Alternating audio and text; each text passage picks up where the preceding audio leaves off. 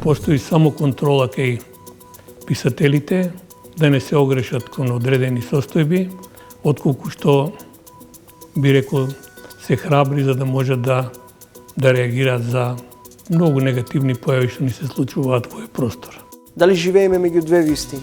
Па мислам дека меѓу вистина и лага дека живееме најмногу. За било кој енергетски капацитет ние можеме да најдеме финансирање и тоа да се финансира на кредит со 15% учество. Сметате дека изградбата на брзата пруга е погрешна инвестиција? Апсолутно, тоа е промашена инвестиција, губитна инвестиција. Никако да не градат пруга во сегашниот тек на Вардарската долина. Тука мора да се изгради Вардарска долина со 12 хидроцентрали, бидејќи со тоа многу ќе ни се намали потребата од увоз. За нас Шангајската листа е недостижна? Не е недостижна, меѓутоа не е релевантна. Само висока наука оценува. Вештачката интелигенција ќе замени многу професии, тоа е факт. Ама ќе отвори и многу други. Флуктуацијата на кадри е нормална, меѓутоа проблемот лежи да не ги бркаме тие квалитетни кадри.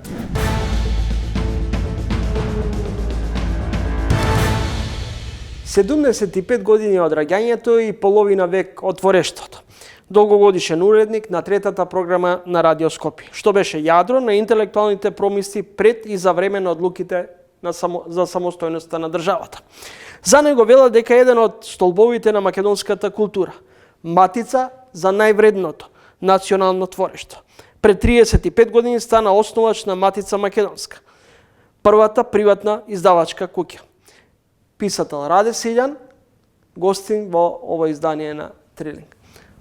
Во овие половина век творештво, што може да издвоите како настан што остави печат длабок? Во изминатите 50 години творештво има многу настани кои би можел да ги издвојам, меѓутоа за почеток би почнал со мојата прва дебитантска книга, Третиот лик на времето, со која и практично и се легитимирав како автор во македонската литература. За ова книга ја се добив и наградата за неуспешен дебитант на Струшките вечери на поезијата и мислам дека во тој дух почна и моето творештво да се развива континуирано, така што во овој период имам објавено за овие 50 години 26 поетски книги кои се високо вреднувани од страна на македонската литературна критика, но и се преведени на повеќе странски јазици, каде што има и добри одгласи за мојата поезија. Господин Силјан, се согласувате ли дека постои еден забележлив молк меѓу интелектуалната елита? Бевте начело на Друштвото на писатели на Македонија. Во поранешниот систем на СФРЈ, писателите биле многу погласни и нивната критика на состојбите во општеството силно одекнувале во јавноста. Да, за жал, мислам дека писателите се веќе молчеливи, меѓутоа тие писателите си го стваруваат своите права, што се вика, преку творештвото. Но од друга страна, во таа јавна реакција за одредени состојби кај нас, точно дека владее молк, ретко кога се појавуваат издруженијата, меѓутоа и индивидуалци со одредени исклучоци кои понекогаш знаат да проблеснат со своји изјави, со критики против одредени состојби, но за жал сепак сметам дека сте во право зашто писателите сепак молчеливи се. Зошто? Од каде постои тој страв? Дали постои воопшто стравот кај вас, писателите, интелектуалците? Па ја мислам дека повеќе постои само контрола кај писателите, да не се огрешат кон одредени состојби, отколку што би рекол се храбри за да можат да реагираат за многу негативни појави што ни се случуваат во овој простор. Тука немаме простор за полемики, за еден погледи за изнесување на различни погледи во врска со одредени состојби, сваќања, дилеми, процеси во литературата и воопшто во културата и во општеството. Дали ви недостигаат оние интелектуални книжевни седенки со Гане Тодоровски, Анте Поповски, Петре М. Андреевски, Паскал Гилевски и други во градската кафана, кај Јоле или Почев, од каде се раѓа голем број на идеи? Да, таа кафеана беше сврталиште на врмите македонски автори, писатели, артисти, филмски работници и се она што практично значеше високо творештво во Македонија, но за жал во последно време можеби и самата криза економска си придонесе своето, но мислам дека и се изменети малку и навиките кај помладите луѓе кои практично се посветени на новите медиуми електронски, без некои посебни дебатирања во како се случуваше со денови и со ноќи во оваа меана. Како гледате денеска на актуелните состојби во државата? Повеќе од 3 децени самостојна држава. Па да ви кажам, јас, сите ние живеевме со идеали дека ќе градиме држава на здрави темели, но за жал по самостојувањето дојдовме ние да избираме на највисоките места во политиката луѓе кои беа без одредено искуство. Ако знаете, во едноумието за се вработиш требаше да положиш приправнички испит, после една година стажирање, па дури потоа имавме вработување. Сега, по самостојањето нас ни се случија други процеси. Ние избиравме премиери, министри, на кои тоа им беше прво работно место, без одредени познавање на состојбите национални, социјални, економски, политички, а богами и на таа меѓународна политика, што многу значеше во тој период, и затоа дојдовме до ова дередже, до кое сме дојдени, но и во тој поглед се направија во последниве години и најкрупните грешки во Република Македонија по осамостојувањето, приватизацијата која беше катастрофална и која придонесе илјадници луѓе да останат на улица, да се затворат големи комбинати, и денес таа состојба многу добро се рефлектира во сите попасивни места во Македонија. Ако денес прошетате во една Малесија, славна Дебарца, во мојот Демир Хисар, Маријово, во Источна Македонија, Поречието, се до тоа говори дека навистина таа приватизација не доведе во ситуација да молиме за детски плач во овие региони, а и во цела Македонија. Таа состојба не се повторува. Лириката на Раде Силјан е читлива, што значи не е стокмена само за елитата. Вашиот пријател, писател, амбасадорот Паскал Гилевски напишал дека вашиот стих е народен како по патеките на писателските великани Гане, Анте, Славко, Петре, Матеја. Кој влијаеше врз ставот, мислата, пишаното врз Раде Силјан? Тоа сепак дека ние сме повикани на нашата лектира и мораме да бидеме реални дека секојаш пред нас постоеле, создавале други автори кои имале влијание врз нашето творештво, така што мене ми се многу блиски поетиките на Блаже Коневски, Шопов, Гане Тодоровски, Петар Андреевски, и убаво е тоа чувство кога човек практично се надоврзува на тие великани, односно на тоа творештво кое комуницира на пошироки релации. Инако ако е творештвото во затворен круг, односно неразбирливо, тоаш нема ни читатели, ни слушатели. Господин Силјан, во книгата Тугинец во својата земја, песимистички го отсликувате вашето сегашно време. Велите да живееме во време на отугеност, разочарување, апатија и безизлезност. Па сега да ви кажам, тоа е, наречиме, реакција на одредени состојби што ни се случуваат во државата. Сметате дека преголеми отстапки направивме на наша штета? Апсолутно. Апсолутно во секој поглед мислам дека ние се тоа на што никој нанесува одредени неуки луѓе, не ќе можеме со децени да го исправиме и нормално дека нашите идни генерации ќе страдат токму заради тоа чувство дека некој некогаш им направил голема неправда, односно ги преименувал. Дали денес сметате дека се движиме во вистинска насока или сме во слеп колосек? Па не би рекол да речеме сега тука да заземе некој став дали во слеп колосек, но објективно во многу работи сме ставени на слеп колосек. Тука мислам на економскиот фактор, на политичкиот фактор, на меѓународниот фактор, зашто ние се бориме како маченици едноставно да докажеме дека кои сме, што сме, а не се случува тоа и во нашиот простор да бидеме безимени, односно обезличени. Имаме ли простор и има ли потреба допрва повторно да се преиспитуваме кои сме, што сме, од каде сме?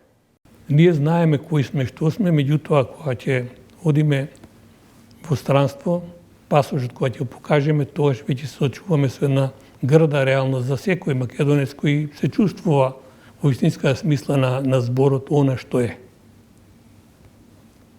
Таму пишува Северна Македонија,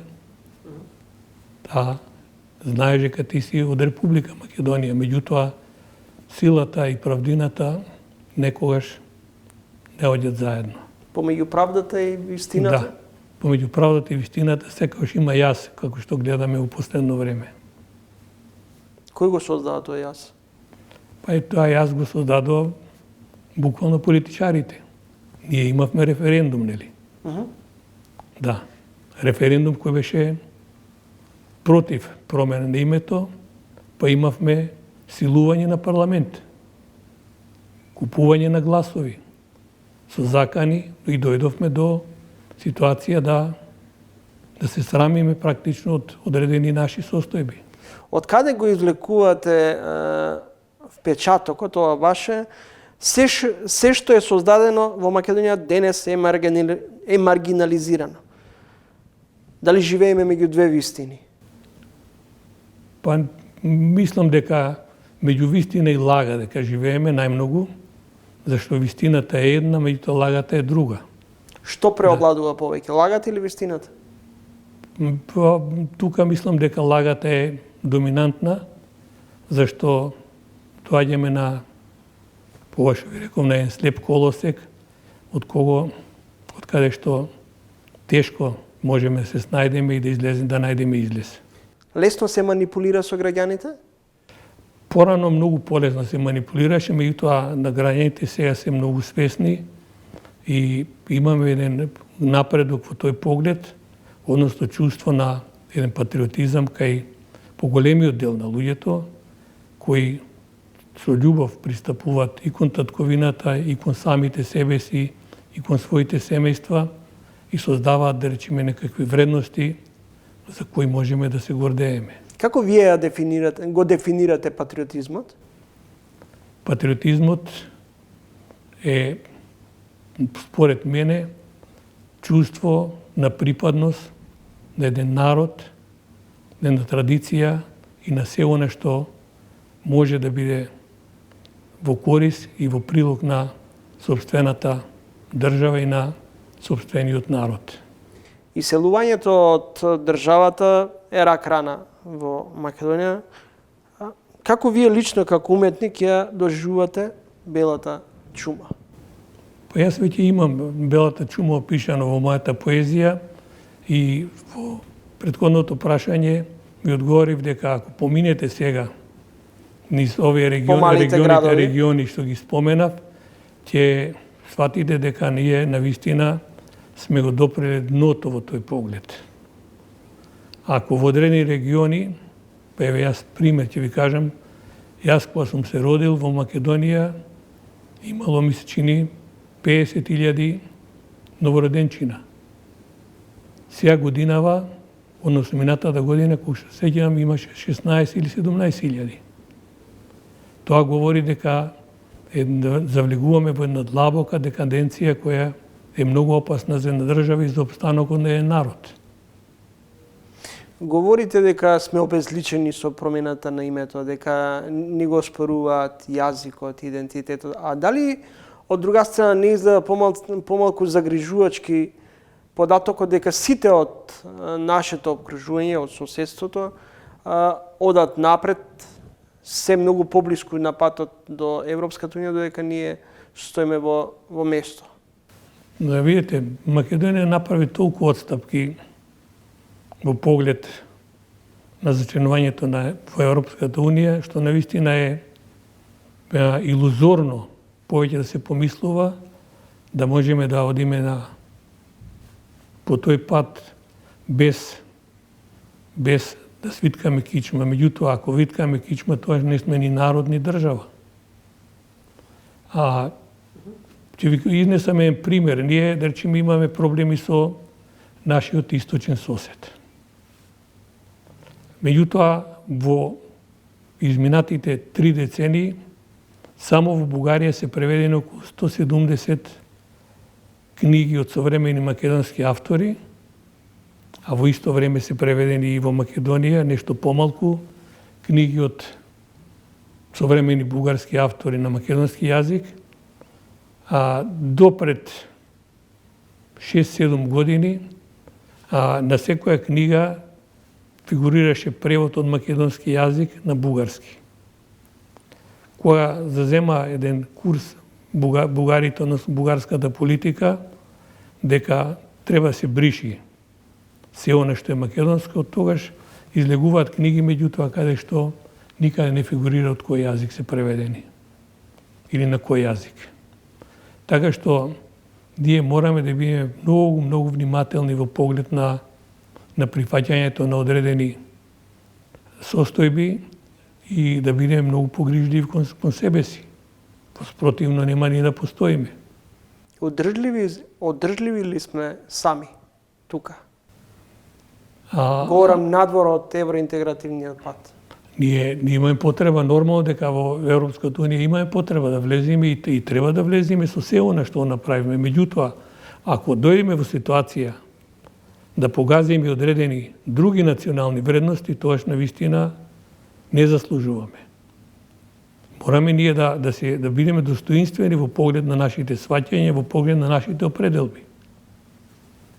Господин Раде Силјан, покрај вашиот брат, плоден писател, академик Павловски, има ли уште некој од семејното стебло кој ќе го наследи Силјан? За жал, моите деца сосема други определби имаат и не се многу посветени на ова дејност, но си имаат сите своји професии, секој си има свој пат,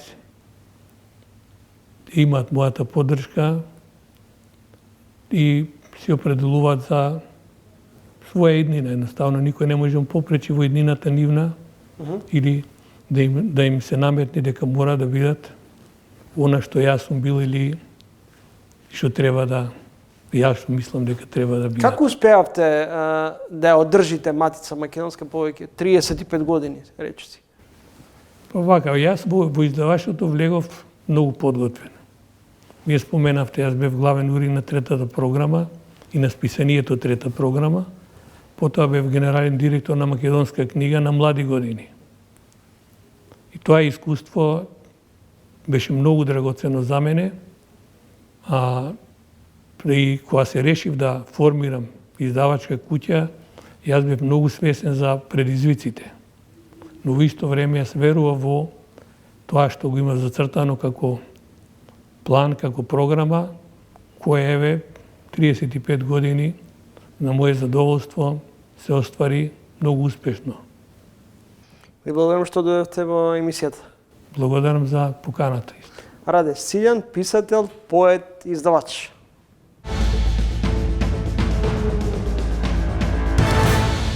И она што особено ме загрижува, што власта најавува дека брзата пруга ќе гради во паралелно до сегашниот колосек низ Вардарската долина. Значи, тие планираат едниот колосек да го реконструираат и паралелно до него да направат уште еден.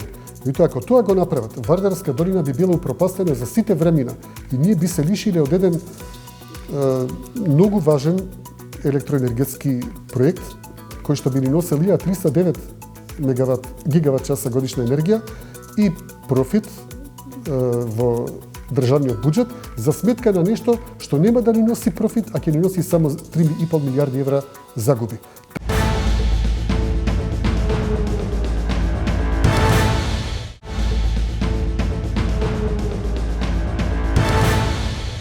Следите трилинка во продолжение. Од замрзнат во воскреснат. Од големи надежи до црно петно на македонската енергетска стратегија. Така би можело да се квалификува 3-децениската потрага, кога, кој и со чии пари би можел да се гради хидросистемот Чебрен-Галишта.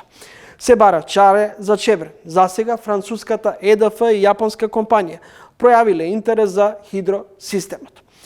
Премиерот Мицковски во Давос ја осозна информацијата дека на светот ќе му недостига електрична енергија. Како до новите инвестиции во зелената енергија? Што е со изградбата на ветропаркот во Штипско? Што требаше да го гради Алказар Енерджи?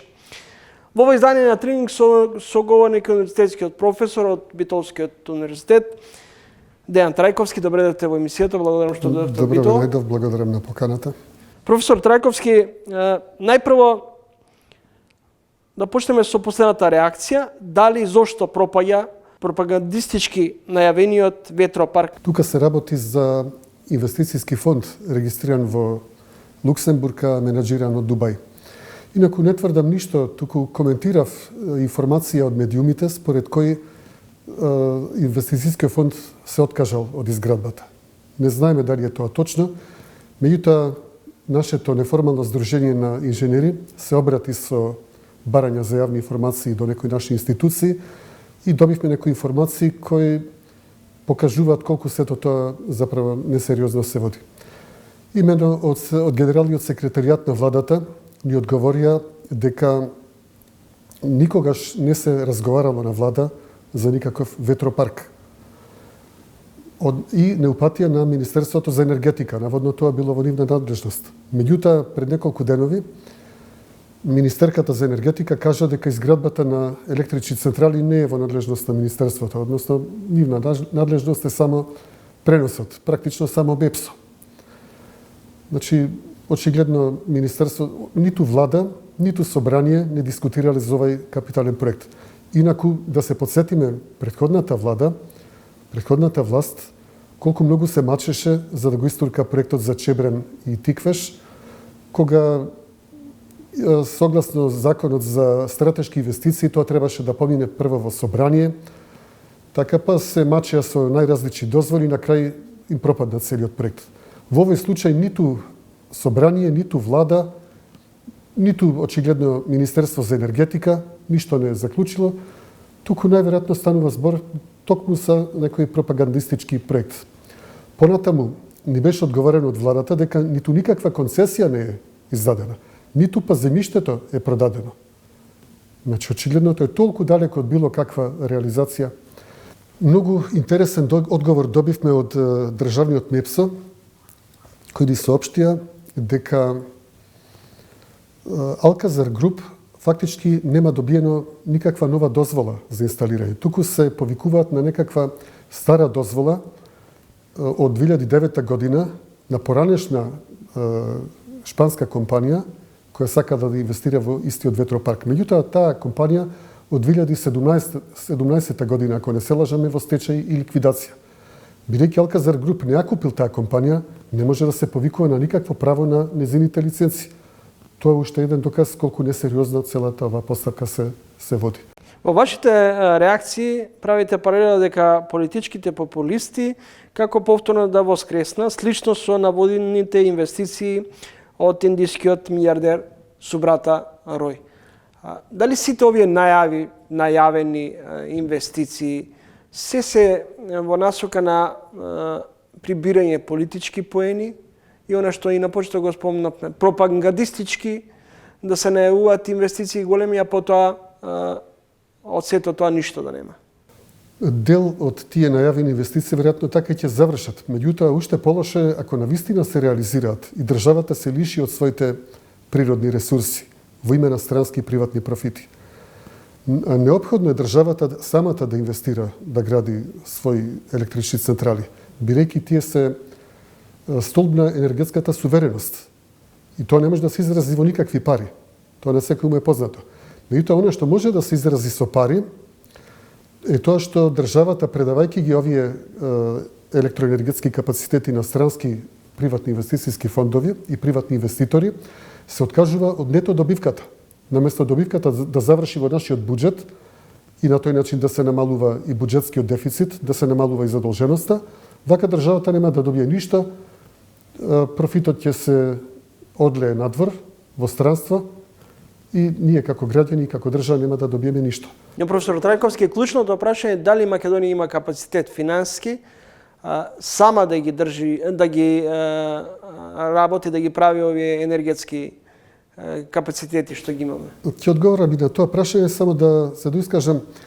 Давањето на овие капацитети на странски приватни инвеститори нема да донесе ништо добро ни за граѓаните. Бидејќи ако државата гради, државата може да ја спушти цената до сама граница на рентабилност и граѓаните да добијат ефтина струја. Додека ако градат странците, нивната цена ќе биде како на берза. Значи, од сегашните нивоа, од 65 евра по мегават час, сигурно ќе дојде на 110-120 евра.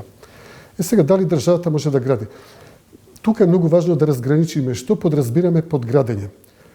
Ако мислиме на физичко градење, градежни работи и така натаму, секој може да гради.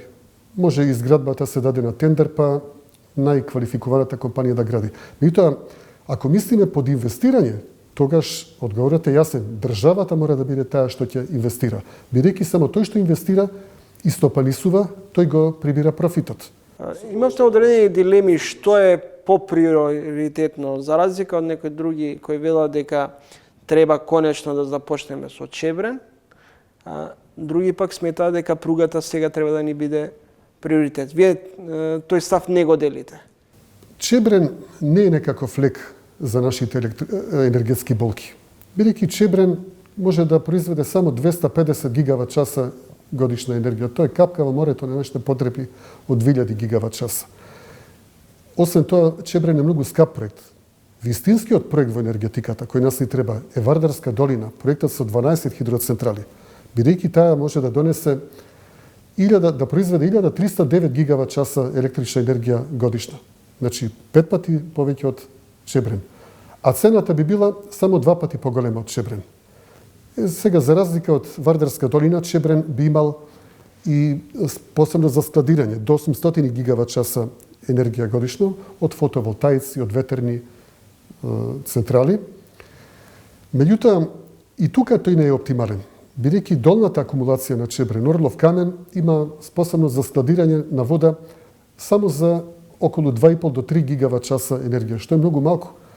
Нас ни требаат многу повеќе, најмалку 15 гигават часа, доколку Македонија еден ден се реши целосно да премине на обновливи извори на енергија. Меѓутоа, професор, клучното прашање не ми го одговорите.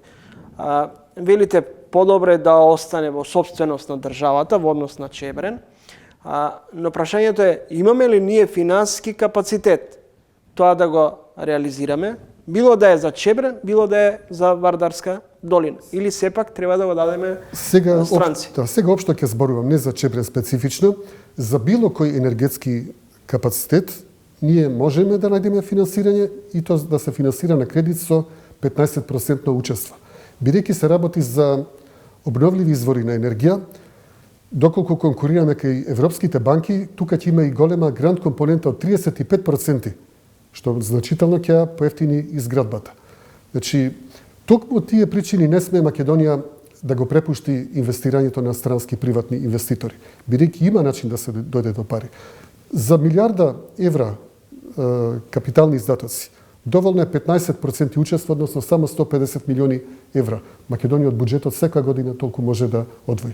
Остатокот се обезбедува од кредит, а што е најважно, бидејќи се работи за профитабилни проекти, тие самите се исплатува. Тука се работи значи за финансиска структура која самата се исплатува од профитот, од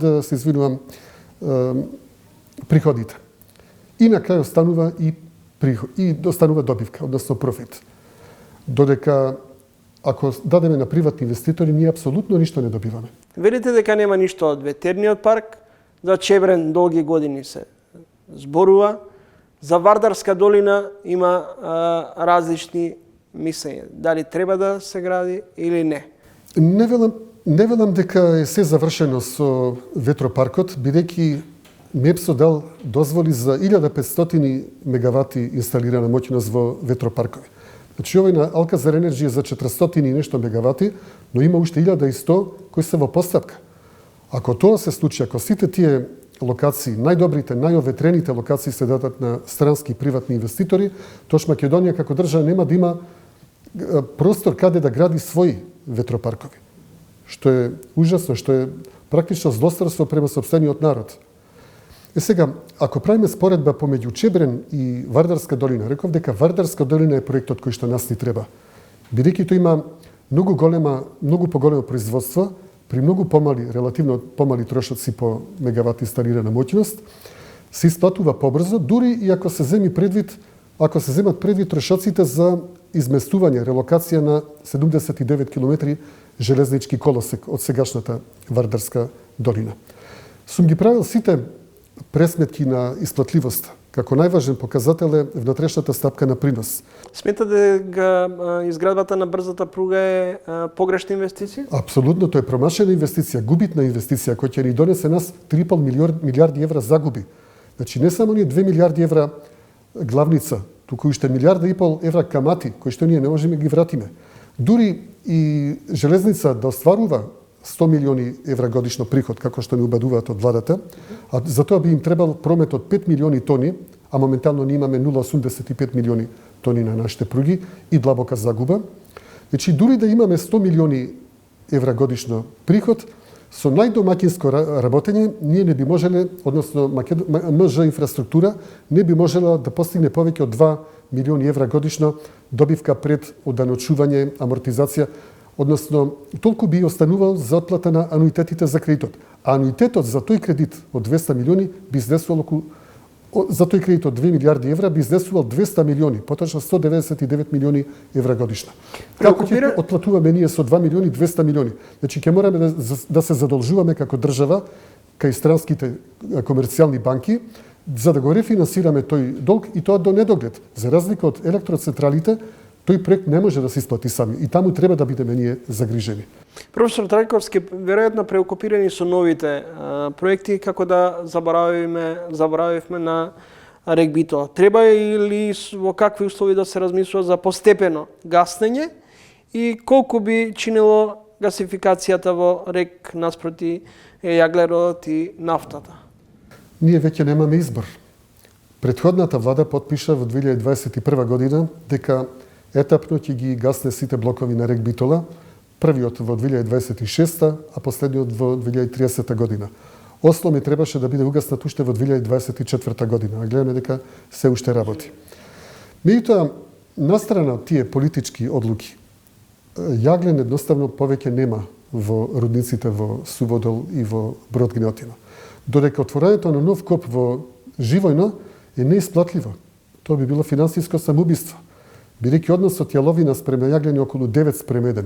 И сега, ако сметаме ние со цена на ископување, најдомакинска цена од 11 евра по тон јаловина и 24 евра по тон јаглен, со тој сооднос 9:1, нас би не коштал 1 тон јаглен околу 100 евра неговото ископување. Земајќи предвид дека за 1 мегават час електрична енергија е потребно околу 1,7 тони ваков нискокалоричен јаглен, и додавајќи некои 20 евра по мегават сат оперативни трошоци, најмалку 215 евра по мегават сат би коштала цената на таа електрична енергија со јаглен од Живојно. Двојно повеќе отколку на Берза. Зошто оди процесот на гасификација бавно? Па не сакаат, очигледно. Затоа што ако сакале, од 2021, кога се знаеше дека е истечено времето на рек Битола, имавме доволно време да преминеме на газ. Гасоводот од Грција се гради за околу, може да се изгради за 1,5 година. Имаме еден крак од Бугарија. Тој самиот крак обезбедува доволно, дури за таа гасна централа во Неготино, доколку не се користи тој газ за ништо друго, да речеме за индустрија или за загревање. Значи, сосем изводливо со постоечкиот капацитет на гасоводите. Дали рек Битола се користи за испомпување на црни пари? Не можам да кажам со сигурност, меѓутоа ако дозволите да ја довршам приказната за гасификацијата. Тука многумина грешно и сосема наивно предпоставуваат дека ќе го донесат гасот во рек Битола и дека ќе го согоруваат во котлите за лигнит. Тоа не може така. Туку мора исклучиво од аспект на ефикасност, на степен на корисно дејство, гасот прво да согори во гасни турбини, па отпадната топлина на температура од околу 700 степени, потоа се води во постоечкиот котел за производство на водена парја и работа на парните турбини. На тој начин, сегашната турбина и генератор на рек Битола би работел потполно бесплатно, само со отпадната топлина од гасните централи. И на тој начин, ефикасноста на гасниот циклус ќе биде подобрена за половина. Значи, ако гасната централа има ефикасност од околу 35 до 40%, комбинираниот гасно-парен циклус би имал ефикасност меѓу 50 и 60%. Тоа е огромна заштета. Значи, за истата топлина имате многу повеќе топлина. Ако го изгорите гасот само во обична гасна турбина, на половина од тоа добивате. Значи, тоа е нестручен начин. Не доаѓа предвид гасот да се горува во котел, како што некои наивно мислат. И сега ние предложивме нашето неформално здружение на инженери најпрво да се гасифицира термоелектраната во Неготино. Бидејќи таа не работи, низиниот застој за адаптација нема да чини ништо, во смисла на изгубена добивка. Гасоводот проаѓа многу близко, на само 7 км до термоелектраната, значи многу брзо ќе се направи и тој гасовод од 7 км. Ако таму ние купиме две половни гасни централи од по 180 мегавати, тие се во состојба да ја напојуваат со топлина парната секција на термоелектраната Неготино од 200 мегавати и на тој начин ние би добиле 540 мегавати електрична енергија. Повеќе од колку што сега рек Битола произведува. Професор Трајковски, речиси секојдневно постирате ваши анализи, коментари и критики насочени особено во делот на теми поврзани со енергетиката и така натаму. Дали се соочувате можеби со притисоци? Не, ни најмалку. Не само јас, туку и моите колеги, можеби сте забележале, ние се служиме исклучиво со изнесување на факти, затоа ние задржавме една човечка коректност кон властите, а исто така и од властите кон нас. Ние ги третираме со почит и следствено и тие нас со почит. Тие сваќаат дека ние не ги критикуваме заради критикување. Ниту бараме нивни оставки, ниту пак ние се бориме за доаѓање на власт. Единствен интерес имаме Македонија да го одбере најдоброто, најпрофитабилното, најкорисното решение. Се земаат ли во предвид вашите лични, па и на Сдруженијето ставови, размислувања, сугестии во однос на овие политики? За жал не. И она што особено ме загрижува, што власта најавува дека брзата пруга ќе гради во паралелно до сегашниот колосек низ Вардарската долина. Значи, тие планираат едниот колосек да го реконструираат и паралелно до него да направат уште еден. Меѓутоа, ако тоа го направат, Вардарска долина би била упропастена за сите времена и ние би се лишиле од еден многу важен електроенергетски проект кој што би ни носел 309 гигават часа годишна енергија и профит во државниот буџет за сметка на нешто што нема да ни носи профит, а ќе ни носи само 3,5 милиарди евра загуби. Таа грешка не сме се дозволи. Наводно сега некоја италијанска компанија правела физибилити студијата. Доколку и се предочат овие фактите дека Вардарска долина е заштитено подрачје, значи се работи за национален објект од А категорија, каде што ништо не сме да се гради. И самите италијани не би смеле да дадат позитивна физибилити студија. Меѓутоа, ако се скрие тој факт, или пак ако им се каже на консултантската фирма тоа да го игнорираат, тогаш ќе биде направена една непроценлива, ненадоместива штета. Затоа би сакал и во името на неродените генерации да ги замолам да не го прават тоа. Никако да не градат пруга во сегашниот тек на Вардарската долина. Тука мора да се изгради Вардарска долина со 12 хидроцентрали Бидејќи со тоа многу ќе ни се намали потребата од увоз, дури и потребите за складирање на електрична енергија. Бидејќи, како што кажав, фотонапонските и ветерните паркови, тие произведуваат струја кога има сонце или кога има ветер. Сега, кога нема ветер или сонце, има потреба од складирање со реверзибилни хидроцентрали. Но и таа потреба може да се намали ако имате вие голем капацитет во хидроенергија. Значи, во тие моменти кога нема сонце и ветер, ние можеме да користиме, да произведуваме струја од хидроцентралите, од Вардарска долина и останатите хидроцентрали.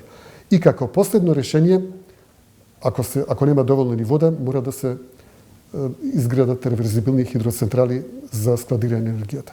И тука често нашите власти погрешно ги разбираат работите. Тие ни кажуваат дека тоа ќе го решеле наводно со батерии. И тоа е крајно нестручно решение. Не го велам јас тоа. Националниот универзитет на Австралија тоа го вели, значи 95% од капацитетите за складирање во мегавати помоќно се реверзибилни хидроцентрали, а 99% од капацитетот во гигават часови на енергија е во реверзибилни хидроцентрали. Батериите имаат свој удел, околу 5 до 10%, заради брз старт и заради задоволување на пиковите, врвовите на потрошувачката. И тоа тие самите не се наменети за складирање на енергија. Тие се, значи, само дел од тој хибриден систем, а никако самостоен систем. Благодарам за гостувањето во емисијата. Ви благодарам на поканата, ми беше задоволство.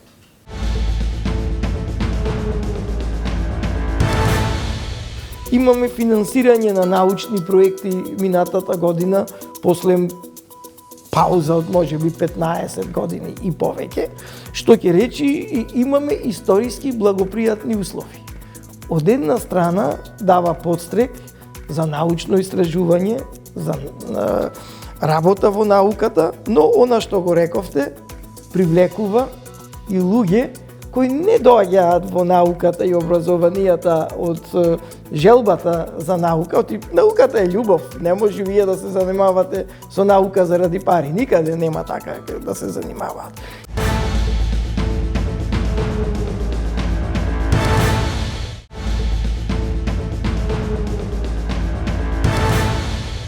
Гледате Трилинка во продолжение. Македонските универзитети немаат рейтинг на меѓународната научно-образовна сцена. Ниту еден не се доближува до Шангајската листа, во која се 2000 најпрестижни светски кампуси. Девалвирани се критериумите за избор на наставни звања. Се помалку научни трудови со импакт фактор. Се помалку студирање, се повеќе платени испити и дипломи.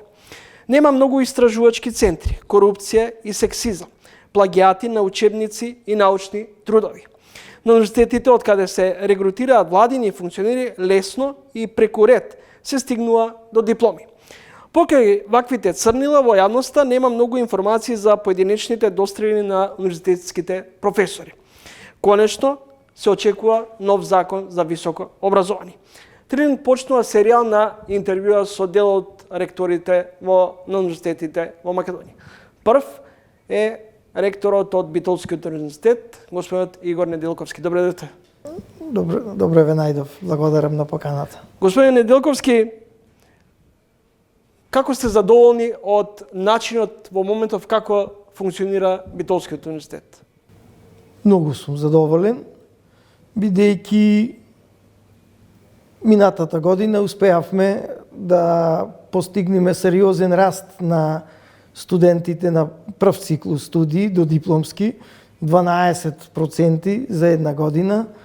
Годинава тој раст го задржавме, а што посебно ме радува, имаме раст во последните 3-4 години скоро 50% на студенти на втор циклус, магистерски и специјалистички, што се најдобар доказ за квалитетот на нашиот универзитет, бидејќи ако сте студирале вие до дипломски, ако не сте задоволен од квалитетот на студиите или не дај Боже доколку има некои девијантни појави, сигурно нема да се одлучите да продолжите и на магистерски студии, кои што патем и не се субвенционирани од државата, се само финансирани од студентите, така да се сериозен индикатор, а исто така и на третиот циклус имаме зголемување кај студенти од Република Македонија, бидејќи таму околу 50% ни се странски студенти од Косово, Албанија, Црна Гора, Јужна Србија, но кај нив малку намалува, така да резултатите ме радуваат. Ме радуваат што Универзитетот Свети Климент Охридски Битола во изминатиот период се појави на 2 од 3 најпрестижни ранг листи на универзитети. Тоа е Шангајската, ја спомнавте, таму мислам таа и не е толку релевантна за македонските универзитети, бидејќи вреднува врвна наука, можеби Скопскиот и треба да се бори. Што значи дека за нас Шангајската листа е недостижна? Не е недостижна, меѓутоа не е релевантна. Само висока наука оценува. Значи, едни од критериумите на Шангајска листа се број на нобеловци вработени. Ние успеавме да примиме еден почесен член за прв пат во историјата на УКЛО Нобеловец во 2023 година. Другите критериуми се објавени трудови во светски водечки списанија, тие се Science and Nature. И помалку се релевантни за универзитети како македонските, кои што не се насочени кон таа врвна наука, туку се насочени кон регионален развој, квалитетно образование. А тука да спомнам, реков, во западниот свет најреномирани ранг листи, сигурно не ни е цел Шангајската листа како држава да ни биде репер, 2 се QS ранг листата и D, Times Higher Education листата. Со колку професори располага УКЛО и колку од нив имаат објавено студии во научните со импакт фактори? Значи, околу 270 се, не се сите професори, доценти, вонредни професори, избрани во наставни звања. Па, мислам дека немаме конкретна статистика, бидејќи постојната регулатива не го бара тоа, и тоа е голем проблем, бидејќи мерливоста на научните резултати се мери со број на публикации, а моментално регулативата бара во така наречени референтни научни публикации, кои што се со некои нејасни критериуми, затоа немаме податок, но мислам дека не правите често евалуација за научните звања? Да, често? Само евалуацијата си е законски. Добре, колку често? 3 години мора да се спроведе. Тоа е законска обврска и се меѓутоа во постојните формулари не постои табела во која се вреднува со импакт фактор, бидејќи законот може ли не го да се третира. случи да изгуби титулата професор или еднашка професор секогаш? Моментално, штом стани редовен професор, е доживотно звањето. Се најавуваат измени дека ќе има од кога ќе добие титула редовен професор, уште еднаш ќе биде оценет дали ја заслужил таа титула. Како вие оценувате ова пракса? Секој се обидува многу брзо да стигне до титула професор, доктор. Многу лоша. Многу лоша и ме радува што еве се најавуваат критериуми. За среќа, јас сум вработен во високо образование од 1993 година. Сум ги поминал сите степени, од асистент до редовен професор, декан, проректор и ректор. И не се сеќавам никогаш да ситуацијата во високото образование не била подобра. Преди се од статусот и материјалните примања, на професорите и другите вработени во општеството. Имаме финансирање на научни проекти минатата година, после пауза од можеби 15 години и повеќе, што ќе речи имаме историски благопријатни услови. Од една страна дава подстрек за научно истражување, за работа во науката, но она што го рековте, привлекува и луѓе кои не доаѓаат во науката и образованијата од желбата за наука. Науката е љубов, не може вие да се занимавате со наука заради пари, никаде нема така да се занимаваат. И тоа привлекува она што вие сте го веќе перципирале, луѓе кои сакаат на брзина да влезат во високошколските кругови, може би не толку од желбата да се пренесе знаењето, не толку од љубовта кон науката, а она како што рековте брз напредок и за македонски услови повеќе од солидни плати. Многу често во еден период говорам се публикува плагиати учебници. Познат е случајот со професор на УКИМ кој со 70% преписи или цитати од труд на познат белградски академик им предаваше на студентите. Како да се стави крај на оваа лоша пракса? Ние, како универзитет, дадовме иницијатива до Министерството да, бидејќи тие се многу скапи софтвери. Значи, водечки софтвер за идентификување на плагиати е Турнитин во светот. Има и други, но тој е така најдобро, има најдобар рейтинг меѓу академската заедница. Годишна лиценца е околу 50.000 евра. Невозможно без поддршка од државата да се плати од, мислам, и од многу поголемите универзитети од нашиот. Ние дадовме иницијатива да се преточи во некое законско решение, каде што по некои критериуми секој труд, дали е дипломска, магистерска, докторска или одна научна конференција, мора да помини низ една евалуација. Моментално во Македонија функционира порталот plagiati.gov.mk, се најавува нова верзија, ама проблем е што таму се ставени текстови на македонски јазик. Постои и сега законско решение, каде што во правилник на нашиот универзитет пред одбрана на магистерска и докторска дисертација, менторот мора да достави извештај од порталот plagiati.gov.mk дека тој труд не се совпаѓа повеќе од 20 или 30%. Ама тие се трудови само што сте напишани во Македонија и на македонски јазик.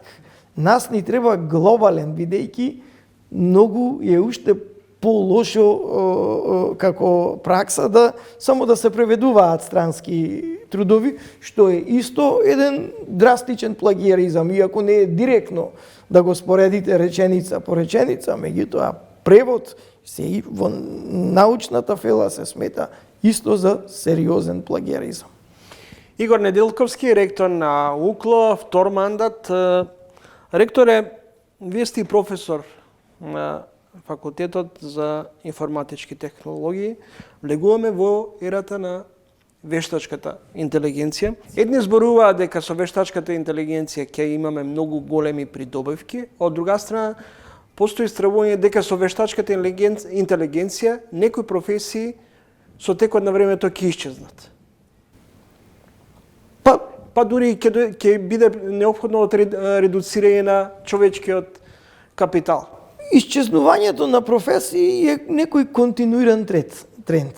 Јас сум машински инженер по образование, кој што се занимава со виртуелно инженерство, значи 3D модели и така натаму, во светот на информатиката.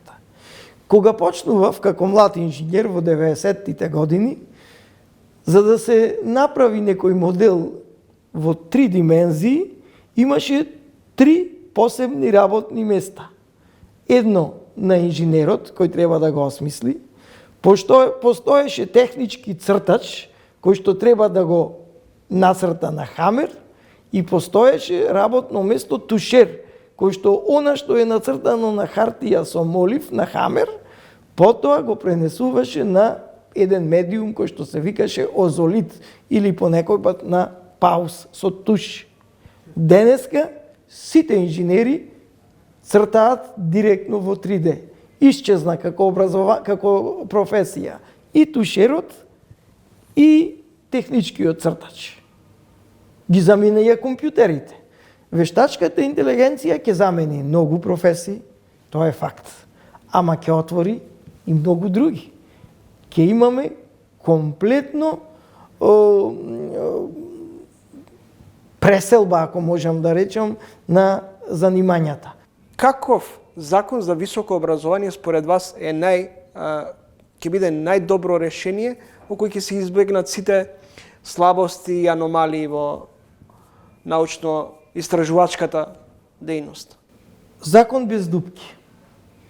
За Има ли до сега таква нешто? Не, за жал мислам повеќето закони стално дали намерно или недоволно осмислени имаат некоја одредба која може да се толкува и така и вака. И потоа тука тоа се користи за некои, да речем, неетички или непрофесионални решенија. Доколку нема дупки, доколку се е јасно, прецизирано, многу лесно ќе можеме да се справиме со барањата на законот, кој патем се уште не е објавен и повеќе имаме информации од состаноци што сме ги имале или од медиумски настапи, но доколку е јасен, прецизен и без можноста да се најдат некои дупки, ќе биде одличен. Еве да ви кажам еден пример. Во постојниот закон пишува, за да формирате факултет, потребни ви се 10 професори во редовен работен однос од областа во која што делува факултетот. Пишува за да формирате.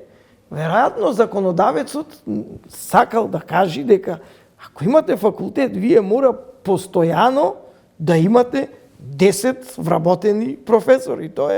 Но тоа при основање, ако отворите статистика, ќе видите дека многу факултети во државата функционираат со 3, 4, 5, 7 професори, а другите се хонорарци. Имаме ли потреба од толков број на факултети? Имаме неколку факултети по медицина, по право, по... Факултетите треба да останат, нема потреба од толков број студиски програми. Бидејќи факултетите се еден механизам за регионален развој. Ако нема во одреден регион факултет, тогаш сите тие млади студенти ќе бидат приморени да доаѓаат или во Скопје, или во странство. И секаде факултетите, покрај што ја имаат развојната и научната компонента, се еден од клучните елементи за регионален развој.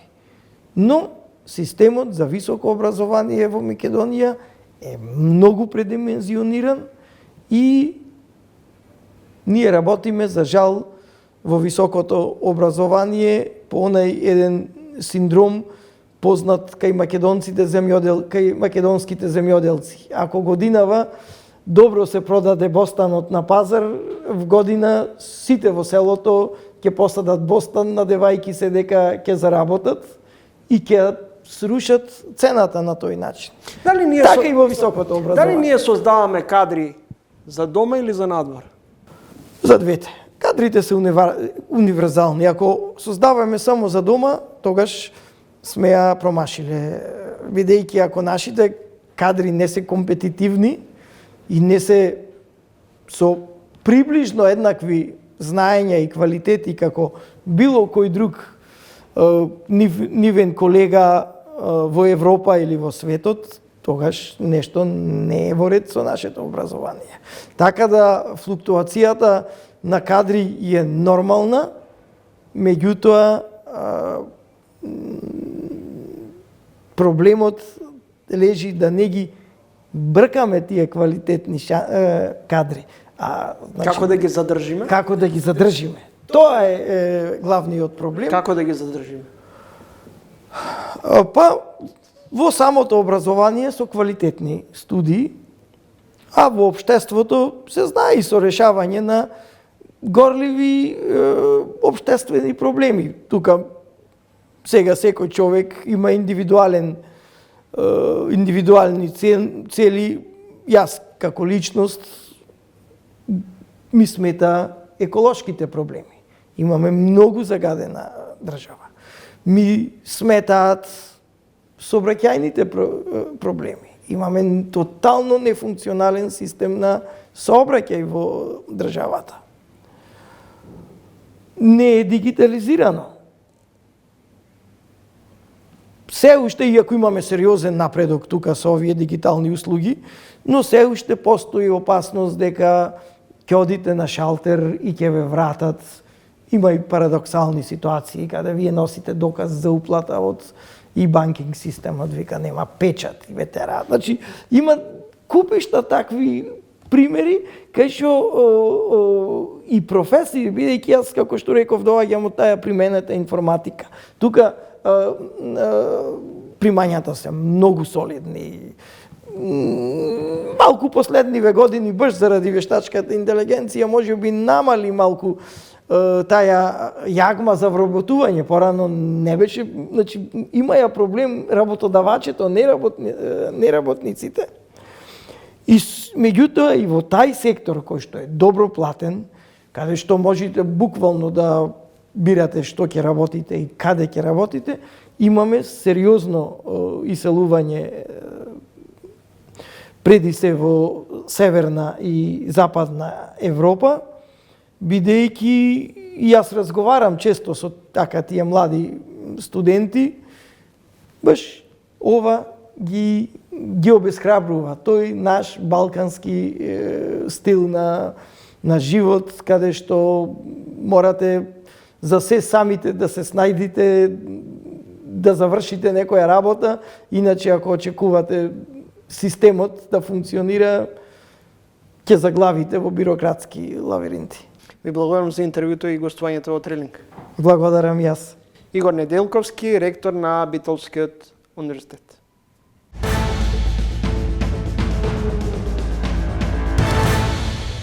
УПОС и владата се на чекор до постигнување на договор, но и натаму остануваат на барањето за зголемување на минимална плата на 600 евра и 100 евра за сите.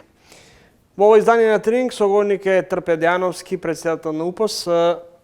Задоволни сте за она што беше постигнато на разговорот со премиерот? Многу е битно за нас дека владата го слушна гласот на работниците, го слушна гласот на синдикатот УПОС и реши да ја прифати, да го прифати барањето на синдикатот за да ги зголеми платите во администрацијата и правосудството на овој или иној начин, дали преку додаток или преку зголемување на плата.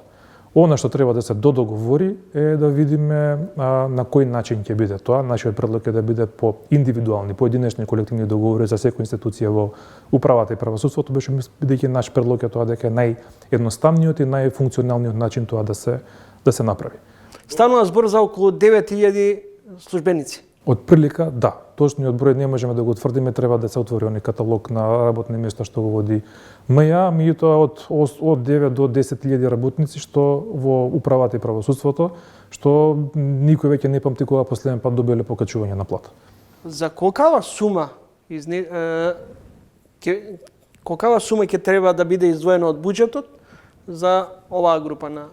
Се уште треба да се направат пресметките, колку ќе изнесува издатокот од буџетот за да можат овие вработени да добијат ова што го бараме ние. Нема да биде, пошто не е голем број на вработени, изголемувањето ќе биде едното линеарно, како што се добива со секој согласување на минималната плата, врз тоа уште 8% додаток или 8% изголемување на платата. Спеќе се работи за мала група на вработени, иако нели звучи 9 до 10.000 не вака не звучи многу, се работи за вработени со најниски примања во државата, почнувајќи од 25.000 денари па до 46.000 денари.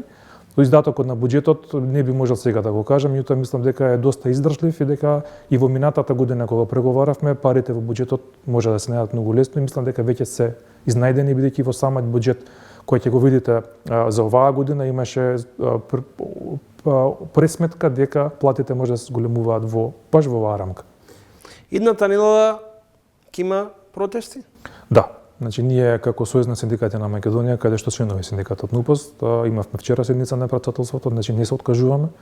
Ова е барање на синдикатот НУПОС што е многу старо. Ова не е барање што изнесе од овие протести што беше големиот протест на 28.1. Ова барање е жално што го решаваме сега, а можевме да го решиме и лани. Зошто од 500 евра стигнавте до 600 евра барање минимална плата и дополнително 100 евра зголемување за сите вработени? Бидејќи тоа беше барање на работниците. Ние имаме контакти со сите синдикални организации, сите грански синдикати во Сојузот на синдикати на Македонија, спроведуваме и анкети и истражувања. Она што го бара работниците е веќе да не се бара 500 евра минимална плата, туку веќе поради животните трошоци, зголемувањето на синдикалната минимална кушничка, тие 500 евра што ги баравме веќе се неодржливи и затоа го спроведовме по нивно барање, ние го представуваме барањето од 600 евра. Што ќе значи најавата за евентуален генерален штрајк доколку не ви се излезе во пресрет на вашите барања? Генерален штрајк се знае што значи. Значи ние преговаравме, се надевам дека ќе седнеме на маси за ова барање да преговараме со владата и работодавачите, бидејќи нели владата нас не вела договорите се со работодавачите, па ние ќе го поддржиме било кој договор. Работодавачите не седнуваат на преговарачка маса, на ЕСС дури владата бара да се разговара, они викаат да не се разговара. Меѓутоа мора владата да свати дека без нејзино посредство не можеме да добиеме зголемување на минимална плата, бидејќи во минатото на економско-социјален совет сме биле многу пати надгласувани да владата и работодавачите гласаат против предлозите на синдикатите за зголемување на минимална плата. Меѓутоа работодавачите од друга страна велат дека евентуалното зголемување на минималната плата ќе биде голем товар врз компаниите, а од друга страна пак делот упатените, економистите пред се, зборува дека зголемувањето на платите може да дигне и стапката на инфлација. Ги слушаме ние она што го велат работодавачите, меѓутоа работодавачите од друга страна веќе немаат работници. И они сакаат работниците да работат за најниските плати во државата и да сепак достанат да работат во државата, што едно со друго не може нема допирна точка. Втора работа е работодавачите секако ги избегнуваат оние прашања за сивата економија. И зашто даваат на работниците плата во плик наместо да ги дадат на трансакцијска сметка како што е законски определено. Се додека работодавачите напаѓаат и велат дека со оваа плата е добро да живеат работниците, дека 400 евра минимална плата е супер, а ги држат работниците на 400 евра минимална плата за да не плаќаат придонеси во државата, да ја крадат државата, а друго действото да го плаќаат во плик, ќе бидеме доведени до оваа состојба. Во врска со второто прашање, ние имавме состанок и минатата година и предминатата година со представници на Светската банка во Сојуз на синдикати на Македонија. Токму ова го прашавме, дали ако се порасне минималната плата, бидејќи нас тоа не го велат и работодавачите и владата ќе се порасне, ќе биде поттик на раст на инфлацијата, они децидно кажа дека не, дека минималната плата е најниската плата што треба да ја прими работникот за да биде заштитен социјално и економски. А тоа не предизвикува раст на инфлација во државата. Раст на инфлација во државата представува сивата економија и крадењето од буџетот на државата од пензиските фондови, што тоа работодавачите го прават со години на нас. Благодарам за издвоеното време и гостувањето. Благодарам на вас на поканата. Трпе Дејановски, претседател на УПАС.